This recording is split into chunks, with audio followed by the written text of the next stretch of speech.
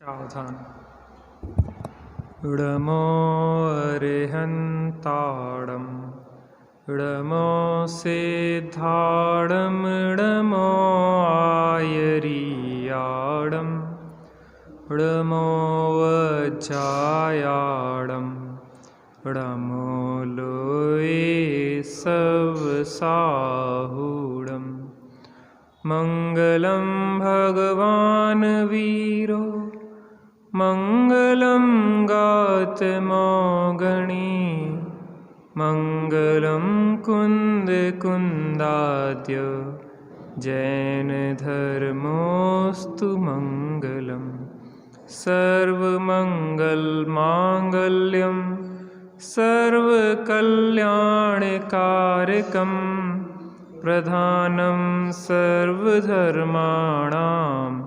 जैनं जयतु शासनं जैनं जयतु शासनं जीवमजीवं दव्वं जिणवरवसहेण जैणणे दिट्ठं देविन्दविन्दवन्दं वन्दे तं सर्वदा शिरसा। आत्मज्ञान ही ज्ञान है, शेष सभी अज्ञान।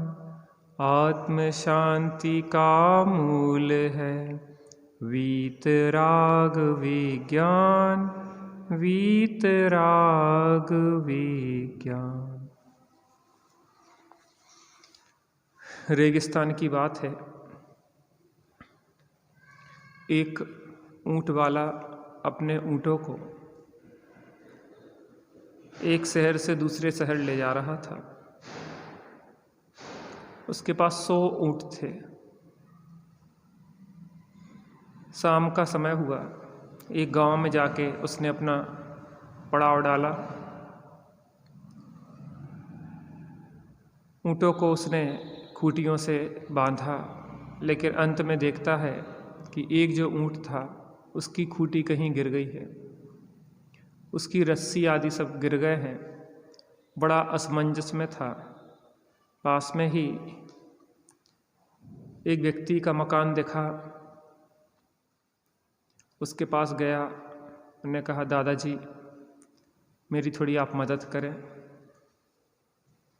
उन्हें क्या काम है? उन्होंने कहा कि क्या है, मेरे पास 100 ऊँट है और 99 रस्सी और खूंटियाँ हैं। एक ऊँट के लिए खूंटी और रस्सी कम पड़ रही है। कृपया आप कष्ट करके दे दें, जिसमें अपने ऊँट को मैं इसको बांध दूँ और मैं निश्चिंतता से विश्राम कर सकूँ। उन दादाजी ने कहा कि मित्र, मेरे पास ना तो खूंटी है ना रस्सी है, लेकिन हाँ, एक उपाय है जिससे तुम्हारा ऊँट बैठ जाएगा और तुम निश्चिंतता से विश्राम कर सकते हो। तो उन्होंने कहा, क्या उपाय है? उन्होंने कहा, एक काम करो, जिस तरीके से तुमने 99 ऊँटों की खूंटी ठोकी, जिस प्रकार से रस्सी उनके गलों में बांधी और फिर खूंटी से बांधी, उसी विधि को इस 100वें ऊँट के साथ करो। बिना रस्सी और खूंटी के तुम्हारा ऊँट बैठ जाएगा। उसको विश्वास तो नहीं हुआ, लेकिन कोई उपाय ना देखते हुए उसने उस प्रक्रिया को अपनाया और आश्चर्य हुआ उसको देख के कि वास्तव में ऊँट बैठ गया। प्रातः काल हुआ, सभी ऊँटों को खोला गया। 99 ऊँट खड़े हो गए और जाने को तैयार हो गए, लेकिन जिस 100वां ऊँट बैठा ही था। वो बड़ा असमंजस में उन वृद्ध दादाजी के पास पहुंचा कि आपने कौन सा जादू कर दिया है, तो मेरा ऊँट उठता ही नहीं है, वो तो बैठा ही हुआ है। तो दादाजी ने कहा कि तुमने उसको खोला कि नहीं खोला? कहने लगे, मैंने बांधा कब था? कहने लगे, तुमने नहीं बांधा था, लेकिन वो तो बंध गया था, क्योंकि उसको यह भ्रम हुआ कि मुझे बांध दिया गया है। कहने लगे कि यह मात्र ऊँटों की सोच नहीं है, ये मनुष्यों की भी सोच है। मनुष्य भी अपने भ्रम से ही बंध जाता है, वास्तव में कोई बांधता नहीं। और ऊँट को रस्सी से बांधा गया, ये भी वास्तव में वास्तविकता नहीं है।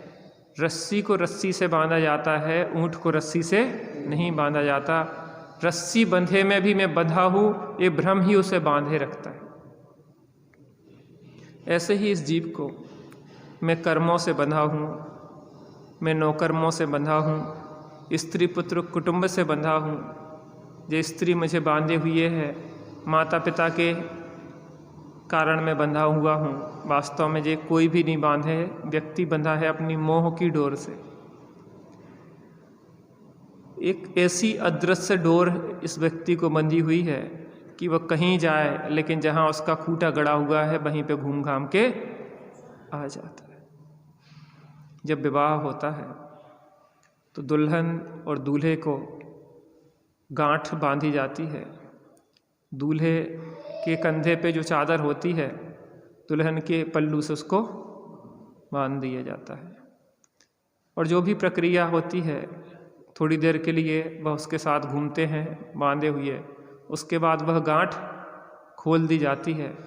लेकिन खुली कि नहीं खुली, अब और पक्की बंध गई है। अब बिना गांठ के ही ऐसा मजबूत बंधन बन गया है कि वह अब कहीं जा सकता नहीं है, घूम घाम के वहीं आएगा। एक घटना सुन रहा था कि एक पतिदेव और पत्नी की लड़ाई हुई, बहुत लड़ाई हुई। पति घर छोड़ के चले गए कि मैं आत्महत्या कर लूँगा। एक बगल का पड़ोसी था, कहने उसको रोको रोको, कहने आप चिंता नहीं करो, वो घूम घाम के यहीं पे आएंगे, अभी वो कोई मरने नहीं जा रहे हैं, आप चिंता नहीं करो, हम जानते हैं उनके स्वभाव को। थोड़ी देर में घूम घाम के आ गए। कहने में पानी बरस रहा था, छत्ता तो ले ही नहीं गया। अरे कहने तो मरना था तो छत्ते की क्या ज़रूरत, बिना छत्ता के मर जाता। लेकिन व्यक्ति की जो खूंटी गड़ी हुई है, वो खूंटी मोह की खूंटी, मोह की रस्सी, मोह की जंजीर बहुत मजबूत है। और अनादिकाल से व्यक्ति इस भ्रम में ही जी रहा है और भ्रम के कारण ही भ्रमण कर रहा है। अब हमें इस भ्रमण को, इस जंजीर को, इसको खोलना है और अपने वास्तविकता का अनुभव करना है। जो कल चर्चा की थी, एक बार उसको दोहरा के अपन आगे बढ़ेंगे। पृष्ठ क्रमांक 51, सबसे ऊपर से। आत्म अनुभव होने पर ही इसे वस्तुतः समझ में आता है कि मैं तो जानने वाला हूँ, सिर्फ अपनी जानन क्रिया का मालिक हूँ। मैं किसका मालिक हूँ? ना इस धन का मालिक हूँ, ना स्त्री पुत्र कुटुंब मकान दुकान का मालिक हूँ। मैं किसका मालिक हूँ? जानन क्रिया का मालिक हूँ। शुभ भावों को भी मात्र जानता हूँ और अशुभ भावों को भी मात्र जानता हूँ। यद्यपि शुभ अशुभ भाव मेरी ही परिणति में होते हैं, लेकिन वास्तव में वो मेरे स्वभाव भाव नहीं है। मैं तो भी मात्र उसको क्या करता हूँ? जानता ही हूँ। इन दोनों का ही मैं करने वाला नहीं हूँ, ये तो कर्म जनित हैं। किसके हैं? देखो, व्यवहार से कहा जाता है कि जीव इनका करता है स्वभाव भावों का, लेकिन यहाँ परमार्थ की चर्चा चल रही है। वास्तव में जीव अपने जानने देखने रूप कार्य का करता है, स्वभाव भाव का करता नहीं है। स्वभाव भाव के करता तो कर्म है, क्योंकि बिना कर्म के उदय के ये होते नहीं हैं। ये तो कर्मजनित हैं। जैसे कि एक त्रिकोण है जिसमें ऊपरी सिरे पर शीर्ष पर ज्ञान है तथा निचले दो सिरों में से एक पर शुभ भाव है और दूसरे पर अशुभ भाव है। ज्ञान अथवा ज्ञाता शुभ अशुभ दोनों भावों से भिन्न स्तर पर है। ऊपर का स्तर स्व का है और निचला स्तर पर का है। ज्ञान उन शुभ व अशुभ भावों को जानता तो है, परंतु उनसे भिन्न है और उनका कर्ता भी नहीं। जैसे धन मकान को जानता है, ऐसे ही यह आत्मा शुभ और अशुभ भाव को जानता ही है, करता नहीं है। वास्तविकता निश्चय में शुद्ध निश्चय न से कहें तो उसका कर्ता धर्ता नहीं है। जो तुम्हारा स्वभाव नहीं है, जो कर्म का कार्य है, कर्म विधाता है, इसका निश्चित चैतन्य विरोधी है। अपन ने पहले अभ्यास किया ना कि शरीर की जो भी क्रियाएं हों उसको जाने, स्वभाव शुभ भाव रूप आश्रव की जो क्रियाएं हों उसको जाने। ये आश्रव भाव है, जीव नहीं है। जीव तो क्या है? ज्ञाता दृष्टा मात्र। मात्र जानना मेरा काम और मात्र देखना मेरा काम। जब यह इस प्रकार देखता है तो शुभ अशुभ भावों के होते रहने पर भी उनका अहंकार नहीं रह जाता, चाहे दया के या सत्य भाषण के परिणाम हो अथवा असत्य भाषण आदि के, परंतु उनमें अपनापना अहमपना नहीं रहता। अहम मर जाता है और जिसका अहम चला गया उसका संसार ही चला गया। जो संतान अपने अनुसार ना चले, अपने से विपरीत चले, अपनी एक भी ना माने, उस संतान को क्या अपना कहेंगे आप? मेरा इससे कोई किसी प्रकार का संबंध नहीं है, इसकी लेन देन, इसकी जीना मरना जो भी है जिसके ही अधीन है।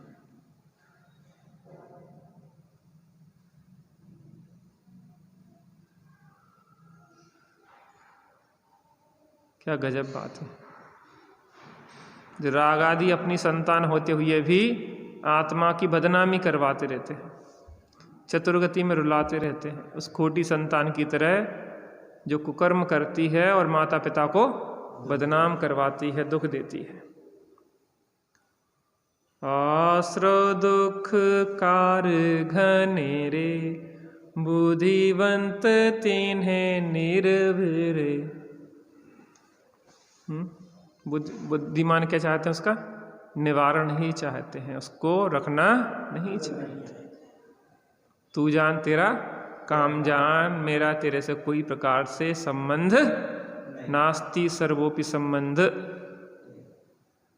परद्रव्य का आत्मा से कोई संबंध नहीं।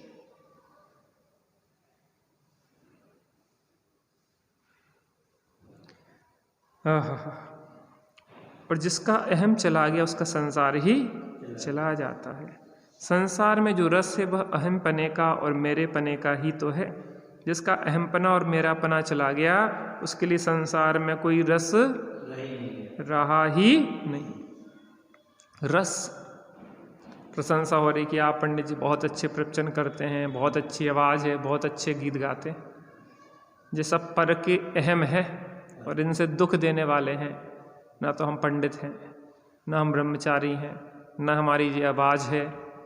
ये सब का परिणाम किसका है? परद्रव्य का। और हम क्या कर रहे हैं? अहंकार। और ये हमारे अनुसार नहीं चलेगा तो क्या होगा? दुखी होंगे। तन धन जन एक कुछ नहीं मेरे, मोह में पड़ कर कहता हूँ मेरे।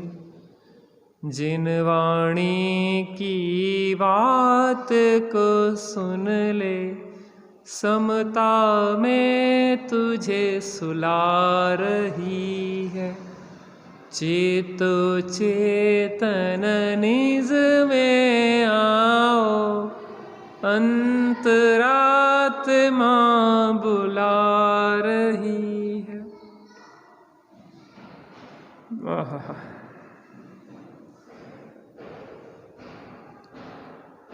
इसी प्रकार शरीर में भी इसके कोई अहमपना नहीं रहता। यह भली भांति समझता है कि शरीर की नाना प्रकार की जो अवस्थाएं हो रही हैं वे सिर्फ कर्म जनित हैं। मैं तो उनका मात्र जानने वाला हूँ, उन रूप नहीं।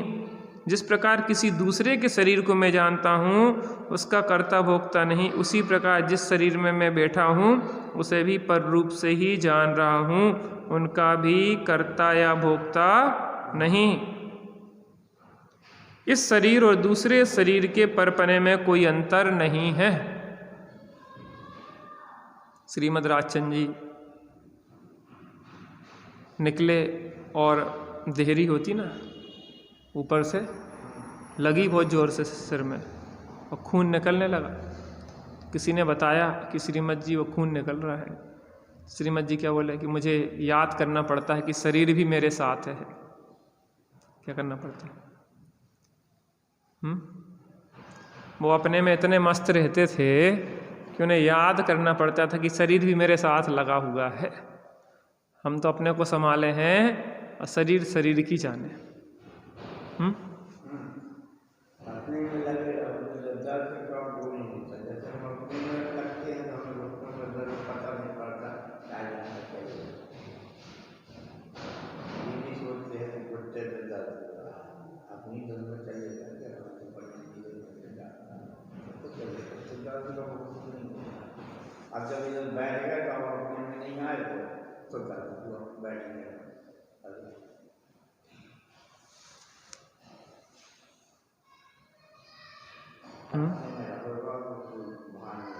अप्पा अप्पम में रहो, आप अपने में रहो, आपको कोई तकलीफ नहीं है। पर मैं गए तो ठुके। एक गुरु और एक शिष्य एक जगह गए, वो राजा का बगीचा था। उन्होंने सोचा चलो अपन सामायिक कर लेते हैं। ब्रह्मचारी थे, दोनों बैठ गए। अब क्या हुआ, उतने में उसने पूछा शिष्य ने कि गुरुजी एक बात बताओ, कोई आएगा कुछ पूछेगा तो क्या करेंगे? कहने लगे बनना नहीं, बस। क्या बोला? बनना नहीं तो बचे रहोगे और बने तो ठुकोगे। ठीक है, दोनों बैठ गए। उतने में सैनिक आए राजा के, राजा का बगीचा था वो। क्यों बे, कौन है? शिष्य के पास पहुंचे तो कहने तुम देख नहीं रहे मैं ब्रह्मचारी हूँ? है कहने बदमाश है कोई चक्का, लगा उसमें 4 डंडे। आगे गुरुजी के पास पहुंचे, गुरुजी बैठे रहे ध्यान में, कुछ बोले ही नहीं। अरे कहने लगे ये कोई सन्यासी है, इनसे बात ना करो। थोड़ी देर में जब वो सामायिक आदि कर ली गुरुजी ने, शिष्य ने कहा गुरुजी इनने तो हमें मारा पीटा। क्यों मारा? कुछ नहीं, उनने हमसे पूछा कौन हो, हमने कहा हम ब्रह्मचारी हैं, दिखता नहीं तुम्हें। कहने उन्होंने पिटाई लगा दी। कहने मैंने पहले कहा था कि बनोगे तो ठुकोगे। अरे तुम बने बनाए भगवान हो, तुम ब्रह्मचारी क्यों बनते हो? तुम आत्मा हो, तुम बाहर के बेसों से अपने को क्यों नापते हो, क्यों मूल्यांकन करते हो?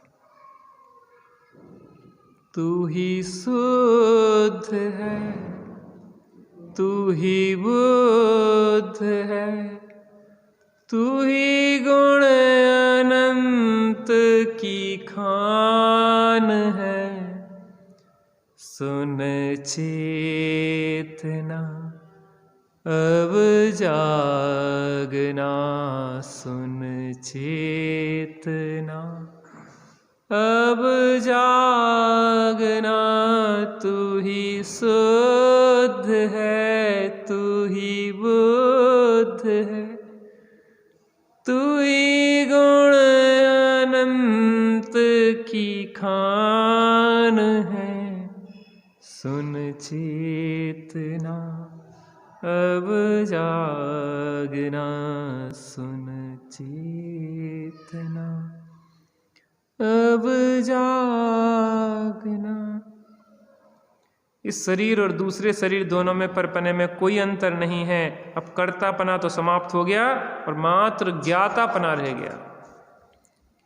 अनेक प्रकार के शुभ अशुभ भाव और शरीर की अवस्थाएं हो रही हैं, मैं उनका जानने वाला तो हूं, करने वाला नहीं हूं।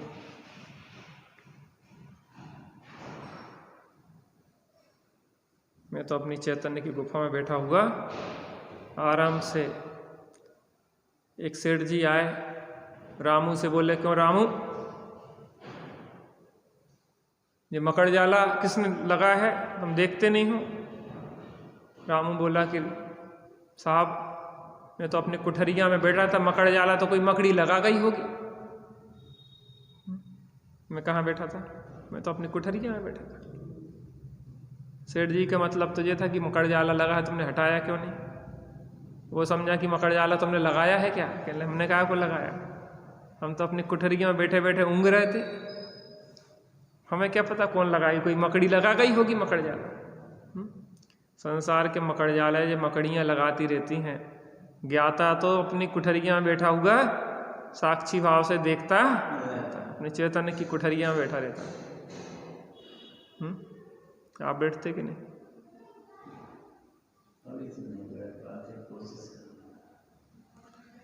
उसी में आनंद है भैया, और कहीं कुछ नहीं रहा। अपनी चैतन्य की कुठरिया में चले जाओ, जैसे वो कछुआ अपने अंदर चला जाता है, सब संकट दूर हो जाते हैं।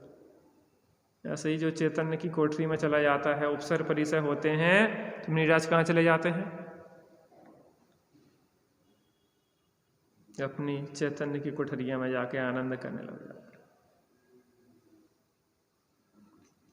हैं। वाह।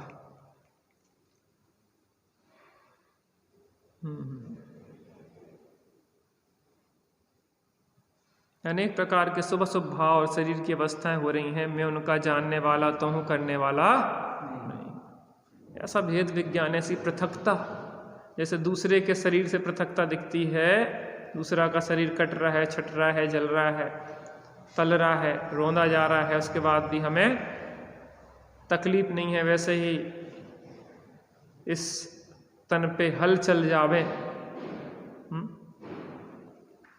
तो भी कोई कष्ट नहीं होगा। व्याघ्री खा ले, चाहे स्यालनी खा ले, चाहे लोहे के तप्त आभूषण पहनाए जाए, चाहे आरी से काटा जाए, चाहे जीव जंतु छेद कर दें, लेकिन देखो मुनि राजों पर भी कैसे कैसे उपसर्ग हुए, धन्य धन्य वे साधु साहसी, आराधन से नहीं चिगे, उनको निज आदर्श बनाओ, और में समता भाव धरो, व्यग्र न हो, क्षुब्ध न हो, चिदानंद रस सहज पी, जो होता है वह होने दो, होनी को स्वीकार करो, करतापन का भाव न लाओ, निज हित का पुरुषार्थ करो, दया करो पहले अपने पर, आराधन से नहीं छिगो, कुछ विकल्प यदि आवे तो भी संबोधन समता में, यदि माने तो सहज योग्यता, अहंकार का भाव न हो, नहीं माने भवितव्य विचारो, जिससे किंचित खेद न हो, हीन भाव जीवों के लख कर, ग्लानि भाव नहीं मन में हो, कर्मोदय की अति विचित्रता, समझो स्थितिकरण करो, अति दुर्लभ अवसर पाया है, जग प्रपंच में नहीं पड़ो, करो साधना जैसे भी हो, यह नर भव अब सफल करो, करो साधना जैसे भी हो, यह नर भव अब सफल करो। जब आत्मा इस प्रकार शुभ अशुभ भावों अर्थात राग देश तथा शरीर से भिन्न स्वयं को ज्ञान रूप देखता है तो इसके जीवन में सहज स्वाभाविक रूप से परिवर्तन आना अवश्यंभावी है, अर्थात इसके जीवन में परिवर्तन आना शुरू हो जाता है। इतना जरूर है कि किसी के जीवन में वह परिवर्तन अपेक्षाकृत तेजी से आए, जबकि किसी दूसरे के जीवन में धीमे धीमे आए। परिवर्तन की गति व्यक्ति विशेष पर निर्भर कर सकती है, परंतु परिवर्तन अवश्य आएगा। होता हुआ शिव होगा, मोक्ष तो होगा, कब होगा ये नहीं पता, वो अपनी योग्यता के ऊपर निर्भर है कब किसका होगा, लेकिन परिवर्तन तो आएगा। मुनि दशा भी आएगी, अरहंत दशा भी आएगी और सिद्ध दशा भी। मन में है विश्वास, पूरा है विश्वास, बनेंगे भगवान एक दिन। हो मन में है विश्वास, पूरा है विश्वास, बनेंगे भगवान एक दिन। बनेंगे कि नहीं बनेंगे? भगवान बनना मेरा जन्म सिद्ध अधिकार है, मैं उसे लेके रहूंगा। आत्मज्ञान होने के बाद राग द्वेष की स्थिति, जो राग द्वेष हमें अनादिकाल से रुला रहा था, उसकी क्या दशा होती है अब देखते हैं। आत्मज्ञान के बाद आत्म अनुभव होने पर भी, ज्ञान स्वभाव में अपनापन स्थापित होने पर भी अभी आत्मबल की इतनी कमी है कि उस ज्ञान स्वभाव में ठहरना चाह करके भी नहीं हो पाता। इच्छा तो ये होती है कि सदा के लिए अपने में ही। अब जब हमें एक तो ज्ञान है कि आत्म प्रभु से बड़ा कोई नहीं और मैं सिद्ध हूँ, ये पर्याय के तो अंतर है। ये पर्याय से जितना राग खत्म हो गया उतना तुम सिद्ध तो हो। मैं वो हूँ जो है भगवान, जो वह है मैं हूँ भगवान, अंतर यही ऊपरी जान, वे विराग यहाँ राग वितान। अंतर कैसा है? ऊपरी है, भीतरी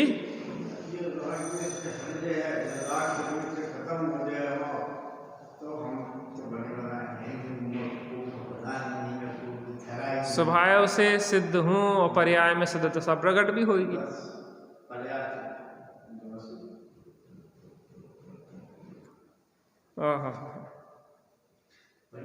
जो सब ज्ञान तो आउट से और पर्याय की व्यवस्था कहीं समझ नहीं पा रहा है कि हम जैसे आदमी क्यों हमें कोई काम कठिन नहीं है। देखो दो चीजें हैं, बुद्धिपूर्वक हम प्रयत्न करें, लेकिन कार्य तो अपनी योग्यता से अपनी काललब्धि अनुसार ही होता है। कोई भी कार्य होता है वो पंच समवाय पूर्वक होता है। अंजन ने जो थोड़ी ना सोचा था कि 7 दिन में हम निरंजन बन जाएंगे, उसने सोचा नहीं था, लेकिन योग्यता ऐसी थी कि वो उसको पकड़ा जाने का भय, वो भागा। वो विद्या जो सीख रहा था वो माली, उसकी जगह इसको लगा कि मरना तो है ही, आर की पार सेठ के वचन का उसको विश्वास आया और उसने सींचे से तलवार से काटे और उड़ गया। क्या हो गया? मुनिराज के दर्शन हुए, दीक्षा ली, 7 दिन में भगवान बन गया। कई बार ऐसा लगता है कि योग्यता जिसकी काललब्धि आ जाती है, पशु नारक नर सुर गति मझार, भव धर धर मरयो अनंत बार, अब काल लब्धि बलते दयाल, तुम दर्शन पाय भयो खुशा, मन शांत भयो मिटी सकल द्वंद चाख्यो, स्वात्म रस दुख निकन। क्या लिखा? हे प्रभु मैं पशु नारक नर सुरगति मझार, भव धर धर मर्यो अनंत बार। 4 गतियों में भव धारण करके अनंत बार मरा। अब काल लब्धि बलते दया। अब काल लब्धि से हे भगवान आपके दर्शन पा लिए। कैसे? काल लब्धि आई और खुशहाल हो गया, आनंदित हो गया, मन शांत हो गया, मेरे सकल द्वंद्व मिट गए और मैंने आत्मा का अनुभव कर लिया। ऐसा लिख रहे हैं, बताओ ज्ञानी जन। कोई कठिन नहीं है, अभ्यास करो। हम अपने का कह रहे हैं, हम दूसरे को नहीं कह रहे हैं, हम अपने कह रहे हैं कि हमें कुछ कठिन नहीं है। इसलिए तो कह रहे हैं कि जल्दी होगा काम। चिंता नहीं विभावों की नसेंगे वे स्वयं, निश्चिंत हो निज भाव में भी रमण हो स्वयं। होता हुआ शिव होगा सहज ज्ञाता रहूँगा, नरभव मिला है मैं अपूर्व कार्य करूँगा। चिंता नहीं करो, चिंता नहीं विभावों की नसेंगे वे स्वयं। बस अपने स्वरूप में स्थिर हो, अंतर्मुखी अभ्यास करो, सब सहज सुलभ है। ज्ञान आपको रूप है, निश्चय दुर्लभ नहीं। आत्म अनुभव होने पर भी, ज्ञान स्वभाव में अपनापन स्थापित होने पर भी अभी आत्मबल की इतनी कमी है कि इस ज्ञान स्वभाव में ठहरना चाह करके भी ठहर नहीं पाता। ठहरना तो चाह रहा है कि सदा काल के लिए अब उसी में ठहरा रहूं, अब लेकिन ऐसी कुछ स्थिति है कर्मों की कि अब वो ठहर नहीं पा रहा सदा काल। कौन ऐसा होगा जो बाहर निकले? अब ध्यानत निर्चु घर पायो को निकसे निज भौम सो। ध्यानत राय जी कह रहे हैं कि मैंने निर्चु घर पा लिया है चैतन्य का, जिसमें राग द्वेष की दुर्गंध नहीं है, पानी नहीं टपक रहा है बूंदे राग द्वेष की।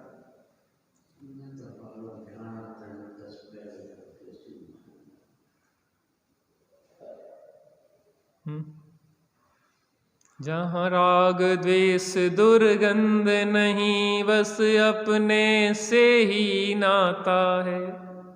जहाँ दर्शन ज्ञान चरित्र वीर, सुख का सागर लहराता है। क्या का सागर? सुख का सागर। ठहर नहीं पाता है। इस स्थिति का कारण क्या है? यह कैसी व्यवस्था है? इसे आत्मबल की कमी कह सकते हैं, राग की तीव्रता कह सकते हैं, अथवा पूर्व संस्कारों का, कर्मों का जोर कह सकते हैं। यद्यपि श्रद्धा में सही वस्तु तत्व आ गया है, तथापि कार्य रूप परिणति नहीं हो पा रही है। शरीर में अपनापन तो नहीं रहा, परंतु शरीर में स्थिति है। राग द्वेष में अपनापन तो नहीं रहा, परंतु राग द्वेष रूप भाव अभी भी हैं। जैसे कुम्हार ने चाक से डंडा तो हटा लिया, परंतु चाक अभी भी चल रहा है। अथवा पेड़ को तो काट डाला गया, परंतु पत्ते अभी भी हरे हैं। बच्चों का पालन तो हो रहा है, पहले माँ बनकर था, अब धाय बन कर हो रहा है। घर में तो रह रहा है, परंतु अब घर में नहीं, धर्मशाला में है। व्यापार तो हो रहा है, पहले मालिक था, अब ट्रस्टी बनकर। चीजें तो अभी भी हैं, किंतु स्वामित्व अब नहीं रहा। अजब गजब है मार्ग भगत जी। जब जिसका अपनापन शरीर और संयोगों में टूट जाता है और अपने में अपनापन आ जाता है, उसकी अंतर्दशा तो ये होती है कि अपने में ही रहूं, अपने घर से बाहर ना निकलूं। लेकिन मजबूरी है कि रह नहीं पाता सदा काल। अब लेकिन बहुत कुछ बदल गया है। बाहर में सब कुछ एक सा दिखाई देने पर भी अंदर में बहुत कुछ, जमीन आसमान का अंतर आ गया है। भरत जी घर में ही वैरागी, भरत जी घर में ही वैरागी। भरत जी जैसी दशा हो जाती है कि घर में वैरागी हो जाते हैं। 96,000 रानियां और 6 खंड के बीच में भी अलिप्त बने रहते हैं।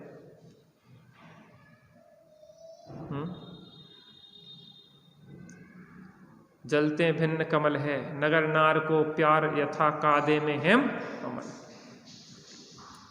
जैसे जल में रहते ये भी कमल जल से भिन्न है।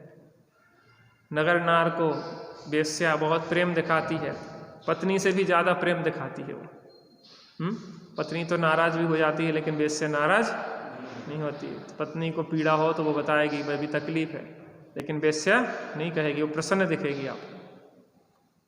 और मेरा मेरा कहेगी, पत्नी भले ना कहे, लेकिन वेश्या को किंचित भी अपनापन नहीं है। उसको किससे प्रेम है? लोग कहते हैं आप कैसे हैं जब तक आपकी जेब में पैसे हैं। चारुदत्त 12 वर्ष तक वेश्या के घर में रहा, पूरी संपत्ति उसने पिता की बर्बाद कर दी। अंत में जब पैसा खत्म हो गया तो गंदगी में फेंकवा दिया उसने चारुदत्त को, वेश्या बसंत तिलका की मां ने। ये दशा है, आपने देखी ऐसी दशा? अपना अपना अनुभव है, हमने ऐसा अनुभव नहीं पाया कि वेश्या में ऐसी रुचि है, हमें ऐसी नहीं थी, ऐसा अनुभव नहीं पाया। अच्छी होती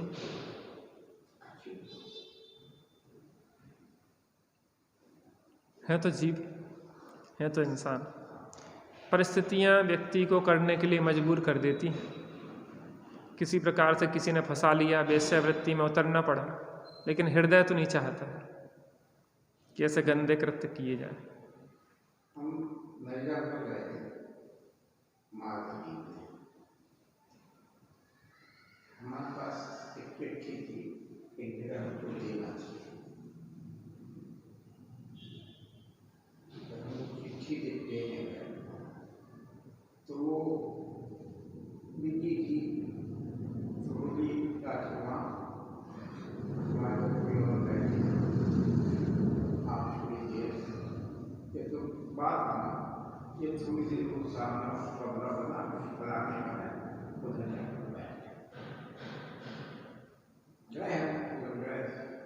उन्हें देखा मेरा तो यहाँ हम कहाँ चिट्ठी लेने आए थे तो मेरा कोई था तो अंदर बैठ गया, तो कभी आने वाला उससे तुम नहीं हम नहीं लोग आदेश है, ऐसा बन गया तो सरकार।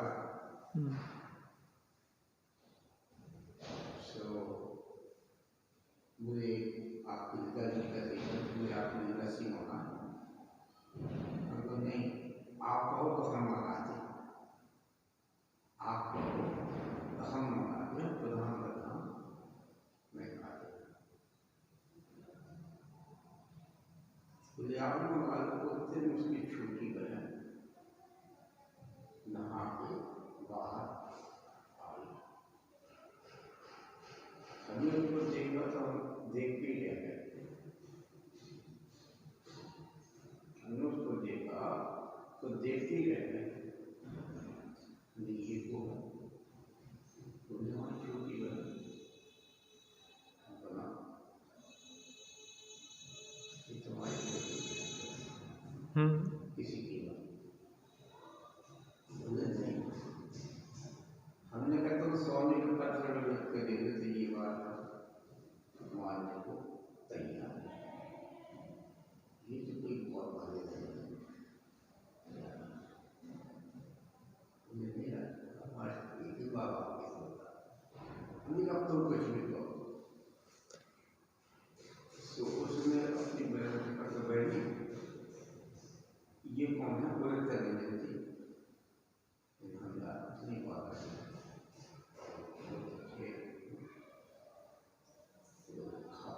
तो वो अपना सीट ले गंभीर में करने लगे। इतने में वो गुरु जी का काम करते शनिवार दिन जा रहे कहना चाहो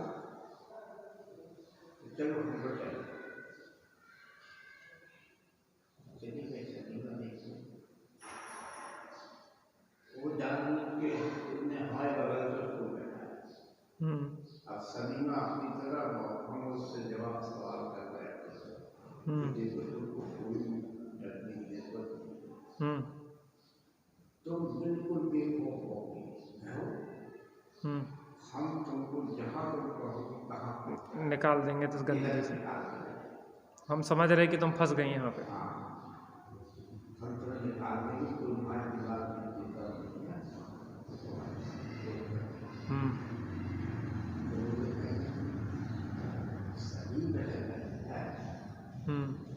तो देखो आपकी ख्याल कि तुम डरो नहीं,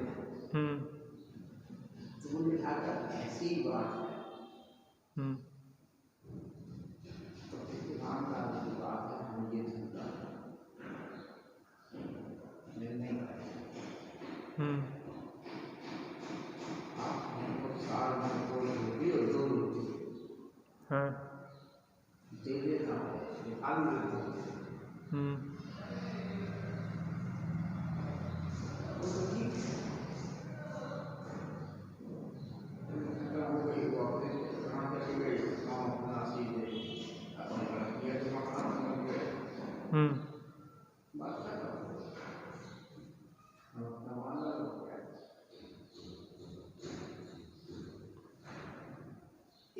देखो संयोग होते हैं। सही है, जब जिसका जैसा होना है वो होके रहता है। वो उस ट्रेन से उतर रही थी बांधव के स्टेशन में, हमको उसी ट्रेन से जाना था, और कंपार्टमेंट में हम उसी कंपार्टमेंट में चलने वाले थे, और उस कंपार्टमेंट में चश्मा लगा जैसे हम उस समय उसकी चश्मा लगाए थे, पहचान भी नहीं पाए थे, मतलब उससे चश्मा उतारा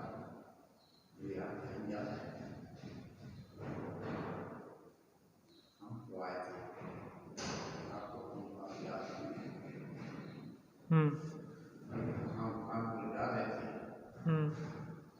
थे।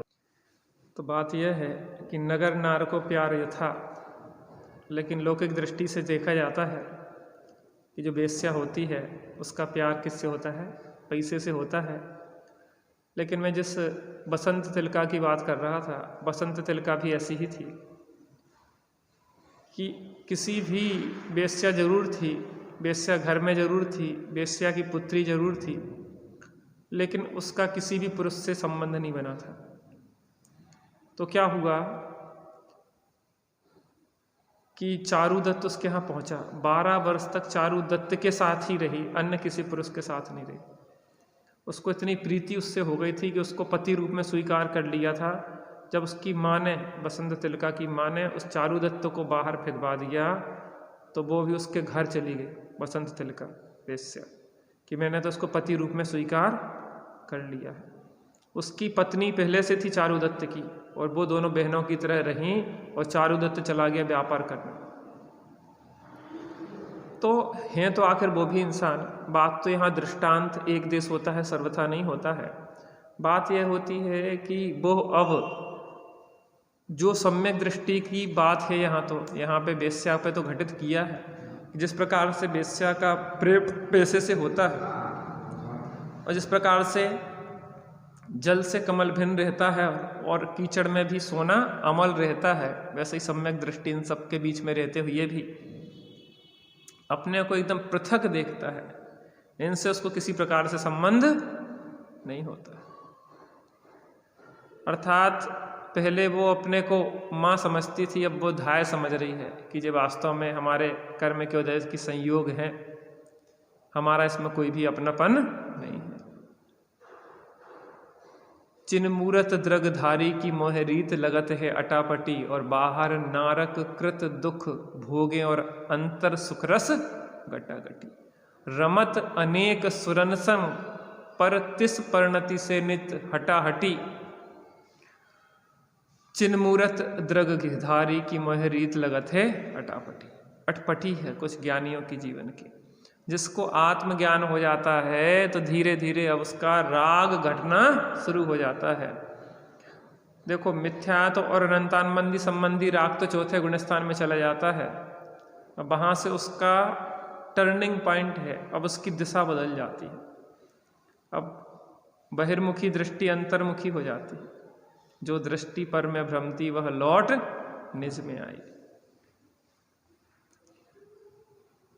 तो शरीर में तो रहता है लेकिन शरीर में अपनापन नहीं होता है। राग द्वेष तो होते हैं लेकिन राग द्वेष को भला नहीं जानता है।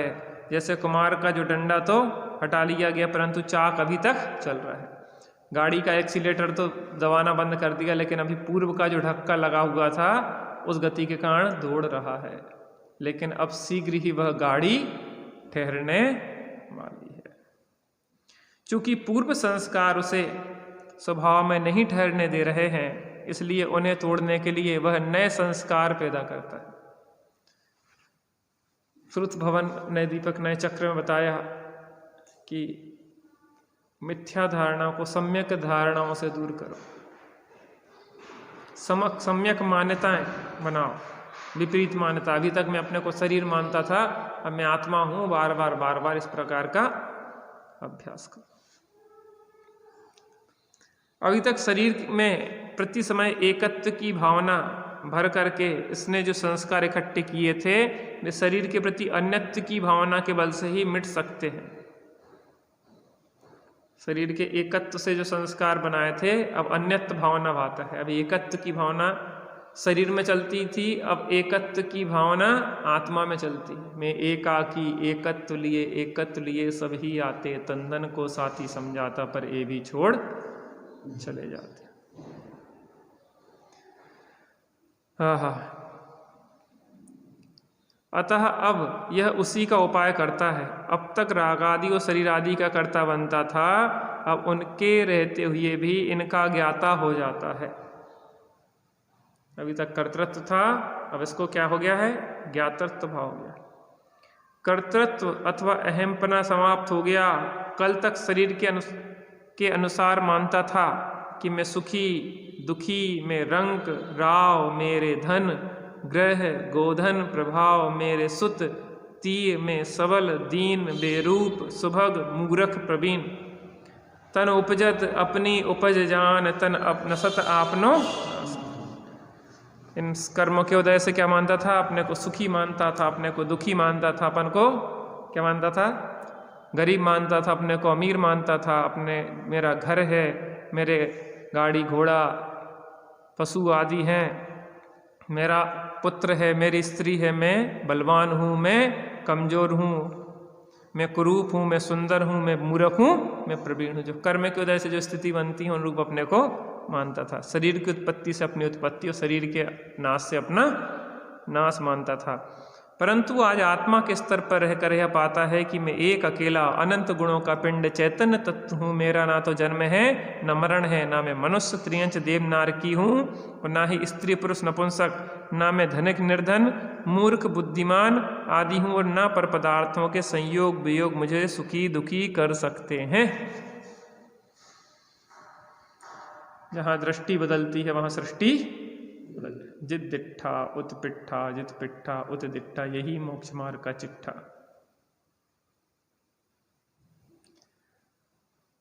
आत्म राम आत्म राम, आत्म राम आत्म राम, तू ही है ज्ञाता दृष्टा, तू ही है, मैं ही हूँ ज्ञाता दृष्टा, मैं ही हूँ, मैं ही हूँ सुख निधान। आत्म राम आत्म राम, आत्म राम आत्म राम, जग में साचो शरण धाम। आत्म राम आत्म राम, निज निधि निज में बताई, यह अनंत उपकार है उसके लिए जिन वाणी माँ को वंदना सतबार।